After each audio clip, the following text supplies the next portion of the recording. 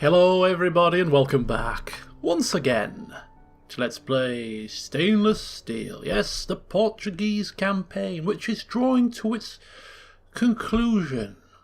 In the last session we eliminated the Moors.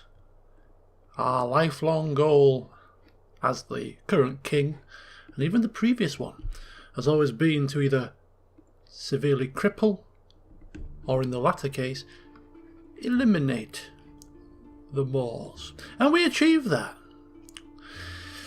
So going forward from here, we just wait patiently for King Afonso the Merciless to slip away. But we're in no great hurry for that to happen. Now, of course, when he dies, the campaign will finish, and therefore we're not going to really have opportunity to do anything major. But what we will do is we will carry on as if we were preparing for a new handover to a new king. And after this session is finished, what I will do is wherever we do finish the session, there will be a relevant game save. And if any of you guys have stainless steel and you wish to continue the campaign yourself, then I will upload the game save and you can carry on. I have no additional mods installed. This is just stainless steel as it was. I think it's version 6.4 or the very latest version. So if you have the very latest version of stainless steel or will be interested in trying it out and carrying on as the Portuguese after this campaign has finished, the LP that is, you can do so. Anyway, we continue on. The king is alive and kicking for now. He's a grand old age of 71. And he's still organising his kingdom to promote growth and to promote financial stability. Building work has continued along the lands, markets, bakehouses, all have been commissioned. Churches as well, to keep that reputation up with the Pope, especially since the current Pope is Portuguese, no less. We've also taken to having a bit of a goosey gander up here in the lands of the English. We have taken our spy, Pedro Freire, who is pretty useless, but he's currently just having a look around, seeing how the Scottish are, seeing how the English are, seeing if there are any battles going on, if any lands have been exchanged or taken by hostile means. And we've also taken our diplomat, Mendo de Bear, a very brief apprentice of the late Daimyo Pava. And he is going to try and broker an alliance with the English. In times gone by, in the past, in history, I think England and Portugal had an alliance, and therefore we will be reenacting that. They're a long way away, but they're at war with France. France were excommunicated. I don't think they are anymore, from what I can remember. But ultimately, I think it'll be quite nice to have an alliance with the English. A potential for us to head to the northern Scottish Highlands and perhaps even lend a helping hand. Spread our kingdom far and wide, perhaps. So that's all to do, and also, as outlined last time, Marrakesh needs a governor, and we have one in our sights. So everything has been done. All we need to do is end the turn. Wouldn't it be rather hilarious if the king just suddenly died now? This would be a very short session. I don't hear the sound of somebody going, so I'm assuming he's alive still. He could go on till about 80, 90. Who knows? Daimyo Pava lived to a ripe old age. We can see England and France locking horns, of course.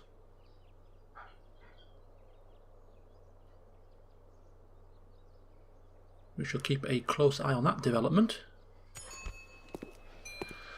And Prince Vito the lazy. He really is a lazy man, isn't he? He can't even be asked to make babies the proper way. Trying all the time to adopt children. Children of some very little worth, it must be said. The king is not having it. We're not watering our bloodlines with riffraff. The King of Scotland is dead. Natural occurrence? Or due to the English, perhaps? Well, currently Scotland are also on the mainland here of France. They are standing by, maybe going to give France a helping hand against this English force that are trying to take Caen. More troops are going down. It's all kicking off, isn't it? Anyway, Yes, Lord. we will continue northwards. Investigating. There's the grand old Without a trace. city of York. This is owned by the Scots, this piece of land. The Scottish Lowlands. We'll continue on our merry way. See what's going down. Oh, what a shock. What a shock. Shock horror. A Portuguese Pope promoting a Portuguese Bishop to another Portuguese Cardinal. Keep it in house. Keep up that monopoly.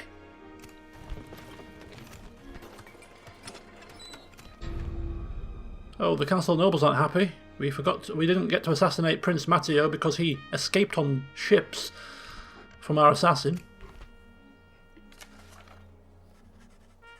And we are still the richest faction, with 83,000 coin in our treasury. Very healthy indeed. Right, Cordoba is ready for a new building. We could go for a fairground, we could go for crop rotation, we could go for a mining network. A brothel in the king's presence? A man of great piety? No chance. Council chambers. Increasing tradable goods, extra health bonus, and public order bonus too. Yeah. This could be a beacon. A beacon of our administration. Council chambers where we can better enact laws. Yes, certainly. A very, very poignant building.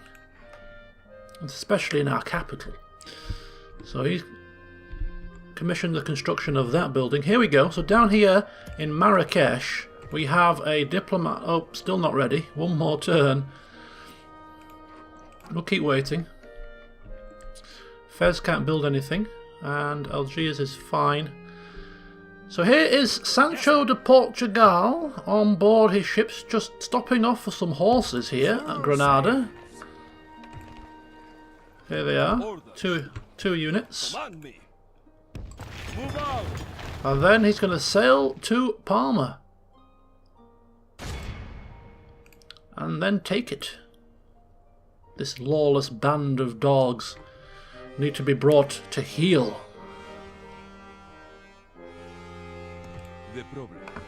We may actually pick up our assassin, just in case they have a family member there. We might be able to assassinate him in the first instance, significantly weaken their army. Not that we need to be so tactical, but he could do with some practice. He's a 5-star subterfuge assassin. He could be put to great use. So, damage a few buildings, assassinate a few weak generals, get his subterfuge even higher, and he could be an extremely useful asset in any campaigns going forward, so we'll take him across as well. Meanwhile, that alliance I was telling you about, we did take a quick peek at England and see who they were at war with. We don't want to ally with them if they're going to bring us into any situations that we don't want, but they're only currently at war with Scotland and France, and therefore Scotland are far too far away for us to worry about, and France, they're already on our bad books because of the fact that they're in a bad reputation with the papacy. So we don't really care if we tick them off either. So there's no diplomatic negatives really to allying a proposition for us with the English, and we're even not going to ask for coin. We could probably get some coin out of this deal because we are down as a supreme power, as are they. But I mean, they see this alliance as a damn good thing and will be willing to pay for it. But we're not going to ask for money. Just your alliance, just your word that we shall fight side by side when necessary. That is all we ask. Perhaps we can exchange princesses into the family, marry, and let both our supreme kingdoms flourish. Squeeze the French from both sides. Marvellous. This seems quite reasonable. Indeed it does. Good day to you. Well, that seemed fruitful. Farewell. Alliance announced. Reputation probably decreasing with France and Scotland. Very good relations with England, and relations have worsened with France, as expected. So good, very good relations with England, good with Leon, and amiable with Aragon. It's very difficult to keep Aragon on side. I've got a feeling out of the neighbours that we have, it's probably Aragon that will be the first ones to stick a knife in our backs. It's just a feeling I get. It's just the feeling I get. Yes, my lord. Okay.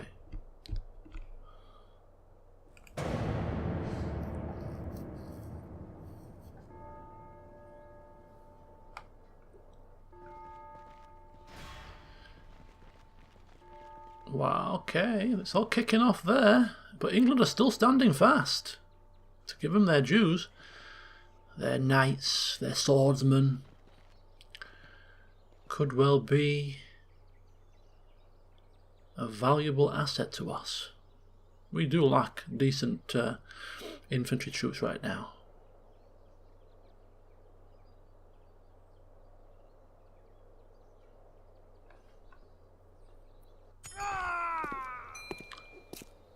Oh, it's happened. It's happened. It's happened. It's happened. And seeing as he's the king, he does what he wants. Oh. Another king of Scotland dies. And bloody hell. Bad news to be a leader of a faction. A bad year for that, isn't it? Right. Oh. He's gone. He's gone. The mighty Afonso has gone. That is a crying shame. Well, you know what that means, folks. It means that King Vito the Lazy is now in charge, and God help the kingdom when he is at the helm. Look at the comparison of the two stats. Compare Afonso's with this guy's stats. Why on earth Afonso made this guy the prince, we'll never know. But the kingdom that he has grown, the 94,000 that he's brought to the coffers, the stability that he brought to the land, that could all go crumbling down with an inept king in charge. I suppose we'll never know. Our final act then of the campaign is two things. First of all, with our diplomat, it is to bring this man into our ranks. We must decline this. Our discussions come to a close. Okay, he's not interested, which means that's not going to happen. What would the king do about it? Well, nothing, because he's lazy. Which means then that the final act... I'll travel abroad then. Off the boat at once! Talk is cheap. Come face me. There are only captains here, Who do I face? and therefore, We shall send them to hell or... Yes, my lord. in the next turn, which will be the last, we shall... Oh, the English have been repelled here. I thought they stood their ground, but obviously not. Where to, sire? Invest Edinburgh, without a trace. another large town. Today, my lord. I will hide until morning. Alrighty. So I think all the building work that we need to do across the land is currently on the go.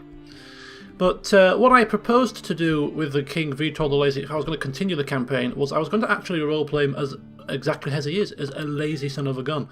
Look at some of his traits in more detail and basically allow the kingdom to just go to rack and ruin. He's not going to... Unless there was a family member as a governor who would oversee the building work of the settlements. Any settlement without a governor in them was going to get no building work done at all. No building work done at all. He was going to ramp up the taxes out of greed to fund his own personal his own personal pocket, and basically see what happened in his time in charge, as no expansion was done in any governorless settlement, and he was just going to sit in his palace at Lisbon, no doubt make Lisbon the new capital, and then just construct all of the buildings like brothels and anything that would be a benefit to him to have a good time for himself, and see where that took us. But as I say, that's not going to happen now. But it would have been fun to some degree. I think, role-playing a useless king. Name thy enemy, Lord. But thankfully we won't have to see this mighty kingdom crumble to such a state. Thank the heavens. Turn 60. A nice round number to end on.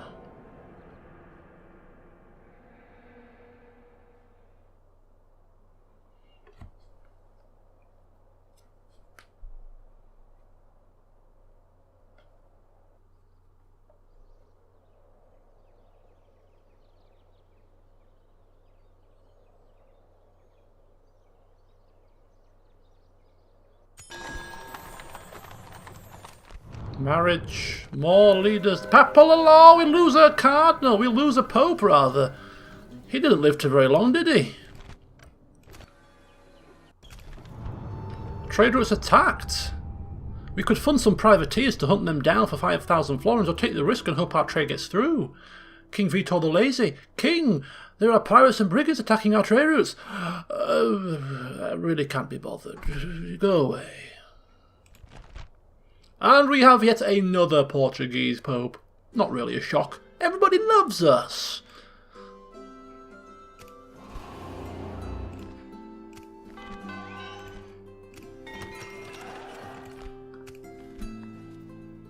Guild of Portugal. The Privy Seal.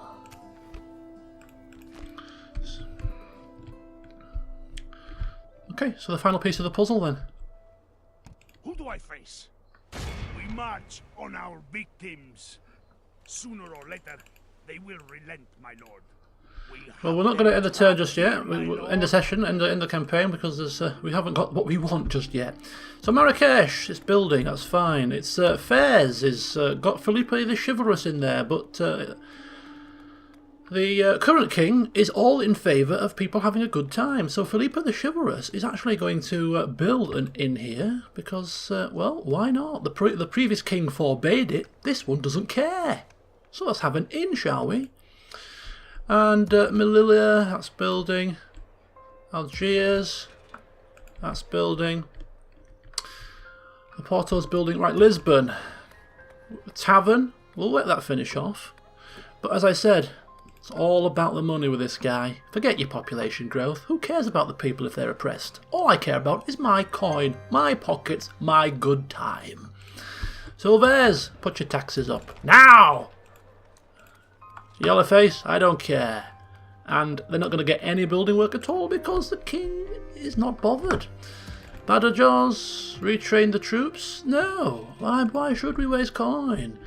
No. The only time he's going to take action is if somebody attacks us or we attack somebody else because there is a really good opportunity for something to happen. Tax rates, please. Thank you very much. Cannot have things. But the population is declining. They're not happy. Oh, I don't care, you say. I don't really give a flying rat's ass. No building work. No. There is actually a general in here, so this place would get some building work done.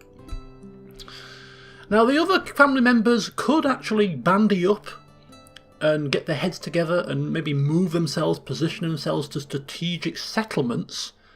If, for instance, we think, well, we need some building work to happen in Badajoz, it's one of our main producing castles, therefore, Sancho and Portugal could run back and sit in there and oversee the building work, and just leave the outlying settlements abandoned. Bring forth the family members to the important locations to construct buildings because the king isn't taking care of it.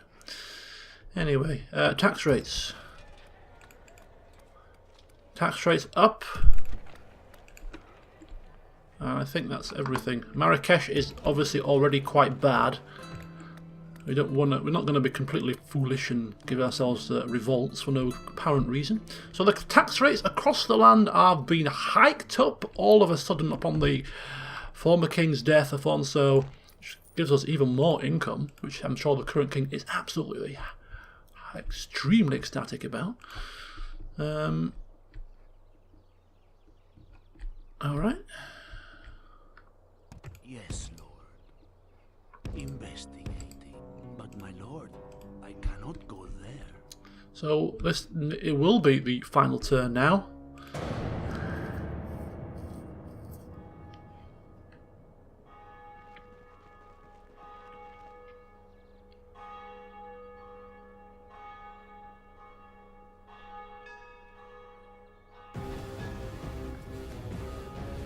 Oh, the Scottish attack the English and we get dragged into it. Clear victory. The first time the English and the Portuguese have fought side by side. The start of a blossoming relationship? Could well be, eh? Could well be.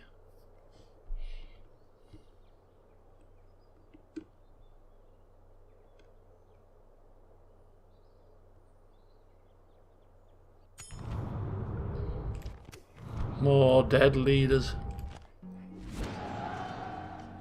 What is going on here, seriously? Portuguese? No, Aragonese. What the hell are you doing?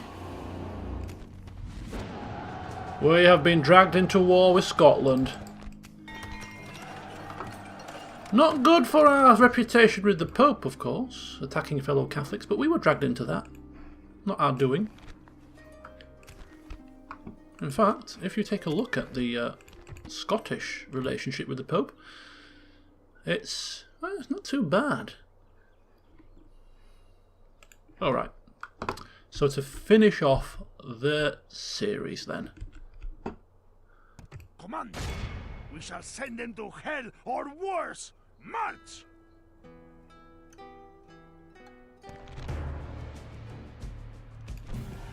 Clear victory. New land. Little mercy. They deserve none. We have crushed them. This place is yours, my lord. And tax the hell out of them.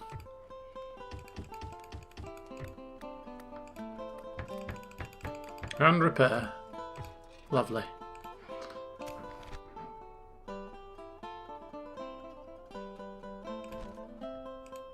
Alright.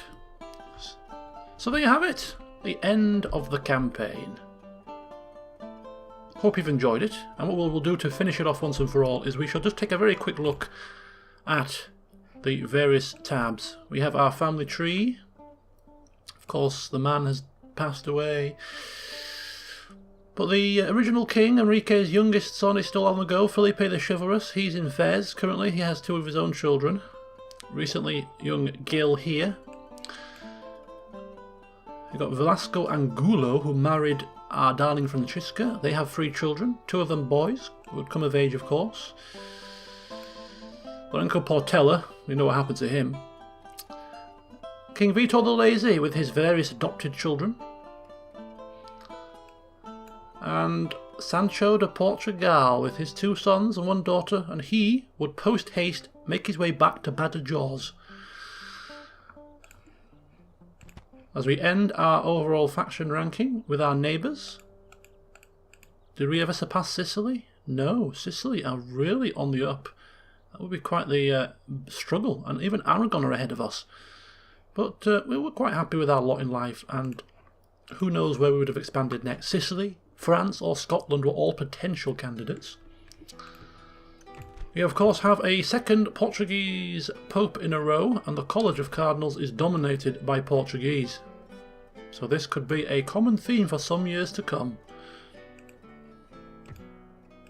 We were allied with our neighbours and with the English, at war of course with Sicily and with Scotland. We have all the cities that we were required to get. We currently hold 12 regions and we eliminated the Moors. So ultimately, we achieved a rather satisfactory short-term victory condition. So as I said, I will upload the save game if you wish to check it out and continue the campaign. play out your own Vito the Lazy. But mine would certainly have led to a rather interesting campaign situation with the neglect and the abandonment of various settlements, moving around family members to try and rescue places that were strategically important to us, and seeing where we expanded next. But yeah, for reasons as already explained, I am ending this series, and I hope you can understand that. Thank you for watching, I hope you enjoyed, and the next Total War session will be in April with Thrones of Britannia. Until then, see you soon.